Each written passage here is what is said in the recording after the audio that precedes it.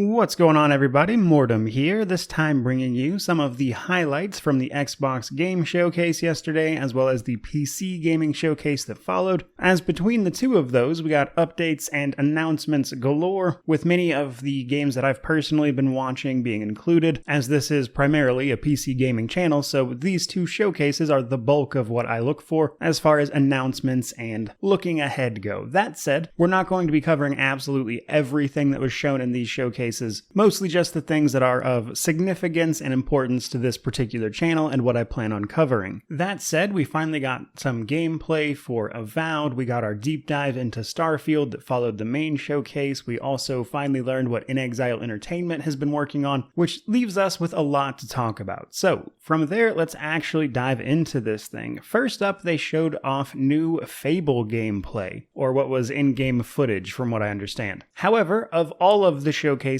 I would say Fables was still a bit underwhelming. While it was nice to see it and get some word on it, I still don't really know anything more about Fable than when I went in. So while they definitely seem to have gotten the tone of it right, it wasn't a terribly informative trailer otherwise, as we still don't have anything in relation to a projected release date, gameplay details, etc. The game after that, though, did intrigue me as they revealed South of Midnight from Compulsion Games, the same people who made We Happy Few, and with this one being a world premiere, it was a little bit light on details, but what we do know is that this is going to be a third-person action adventure set in a sort of supernatural imagining of the American South, and as a person who lives in the American South, that is of great interest to me personally. And while I really enjoy the tone and everything they went for here, from what was shown and mentioned, it's hard to give much more of a conclusion until we actually see more details on the game. But at a glance, this one definitely has my attention as I enjoy the art, but also simply because of that innate connection to where I actually live. Third up, however, we have the announcement of Star Wars Outlaws, an open-world Ubisoft title that will apparently be telling us yet another Star Wars story, but instead of the normal Jedi and Sith involvement, will be playing what seems like a relatively regular smuggler.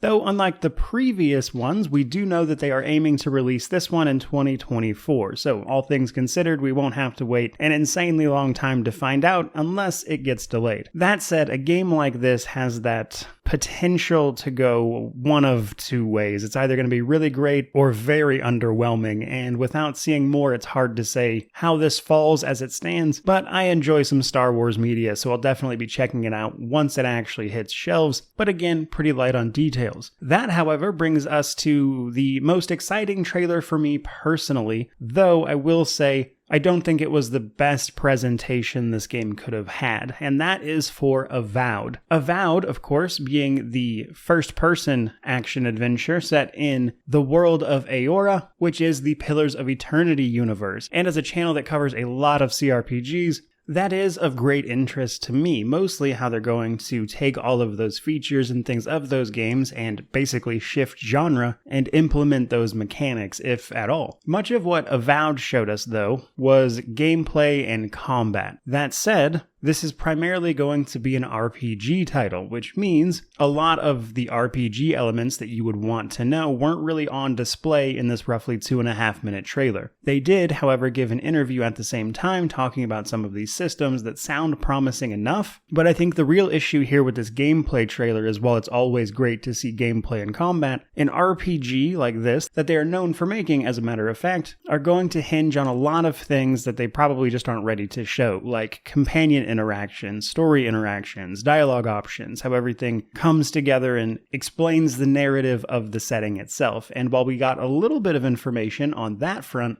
the things I want to know about Avowed were just very difficult to show off in a gameplay trailer. So I am still left with a lot of questions. That said, it looks like we will in fact be playing as an Imperial envoy who is sent to an area of Aora known as the Living Lands to investigate a plague that has been sweeping the area. While our role is set, our character is not. The character can be whoever you want, but only in terms of personality, your appearance, etc., because it looks like we're going to be forced to play either a human or an elf, so the more exotic races of the Pillars universe won't be available to us. And they also mentioned in the interview that the companions themselves will be pretty integrated into the main story. Overall, though, I still have a lot of questions, but it was nice to get more details since we had heard nothing over the last 3 years. From there, though, moving right along, next up we have Clockwork Revolution, the game In Exile Entertainment has been working on. Another studio behind one of my favorite games, in particular Wasteland 3, and we've known they've been working on something first-person for quite some time, and it looks to be this sort of steampunk title with an emphasis on some sort of time manipulation, which is mentioned in some of the gameplay trailers. However, the devs later have mentioned that it will feature a deep set of RPG systems, and while they're definitely capable of doing said systems as they are present in Wasteland 3, I'm curious about exactly what that's going to wind up meaning for this particular game, as the reveal mostly showed us that there is some sort of tyrant overseeing all of the clockwork progress we saw, and the trailer also shows the timeline being messed with and turned into something new as well. So with that in mind, I would say the biggest thing I think of when seeing this trailer is actually of Arcanum of Steamworks and Magic Obscura, and while I don't know exactly how much magic is going to be involved, if any, or if it's just a purely technology-based thing, the steampunk vibes give me a lot of thoughts about the Arcanum game, which frankly I would love to see someone do anything with, even if it's just a spiritual successor. Outside of that though, not much more to say about this one. They are still not ready to show us everything. We don't have a release date or anything, but it's cool seeing what they've got planned. Next up, we are talking about Phantom Liberty, the expansion for Cyberpunk 2077. They announced the release date for this. It will be dropping September 26th, alongside giving us some more gameplay details, with us effectively in the expansion taking on a spy mission of sorts for someone who claims they can help with the problem of V in-game for the main game. I've heard they're also going to be making a bunch of improvements to the base game now that they're effectively done fixing it after its disastrous launch, which also sounds promising. It's my understanding that that part is actually going to be a free update, even if you don't buy the expansion, which is very much so the right way to go, obviously. But honestly, I'm just glad to see this game in a better place, and I plan on doing a full re-review when this DLC launches, as I want to run through that game, play all of it again, with the improvements, the DLC, etc. Primarily because the game itself has changed immensely since its launch, but also because it's one of the first reviews I did, and frankly I don't think it's very good, so I'd like to do it again, with this as a convenient excuse. But second to last, we have Baldur's Gate 3, another exciting announcement here. However, what they were showing for this was primarily what the city of Baldur's Gate is going to look like in-game. It is going to be one big seamless map, so it will actually feel like a city. There's iconic locations that are obviously supposed to be there, with them putting a lot of emphasis on the amount of work that went into its iteration, as it was originally broken up into several different maps, which obviously they didn't like. On top of this though, it looks like they're doing one more panel of Hell in July before its launch in August, or at the very end of August, literally the 31st. But given how impressive the city of Baldur's Gate looks, I do think that's a good place to mention that, as I've mentioned previously, my biggest concern for Baldur's Gate 3 is that CRPGs tend to struggle with anything that was not thoroughly tested, and while they will obviously have internal testing working on this city, the fact that we don't get to play something as large as that city and test it in its own early access and beta phases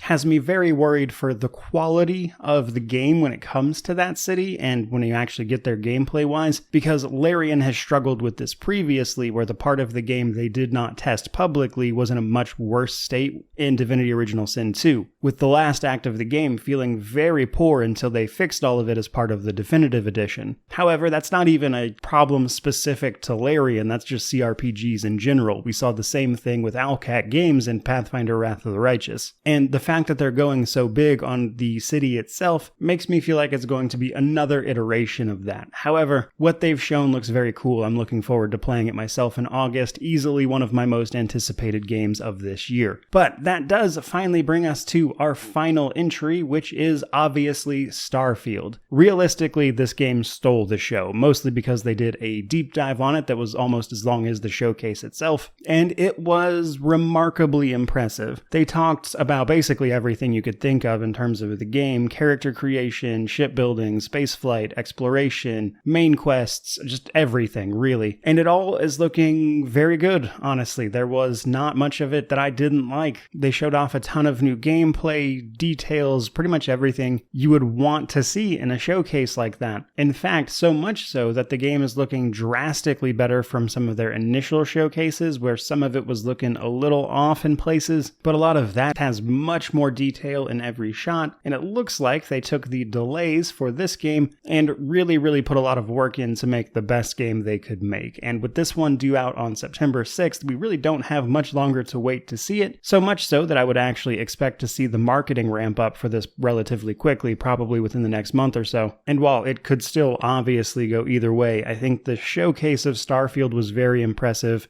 which has me very much so looking forward to checking it out. That said, almost everything seems to be launching in September, which means that will be a very busy month. That is going to do it for me. That is the highlights of the show, kind of some of my thoughts on the bigger announcements that I wanted to talk about. That said, though, there was plenty that I did not mention here, as tons of games got shown off yesterday. So with that in mind, I'd love to hear about anything that stood out to you, or what you think about these announcements I went over, what you'd like to see from me when I cover them even, anything and everything that might be on your mind. That said, regardless of any of that, truly, just thank you so much for watching. I really do appreciate it. May you wander in wisdom and have an amazing day.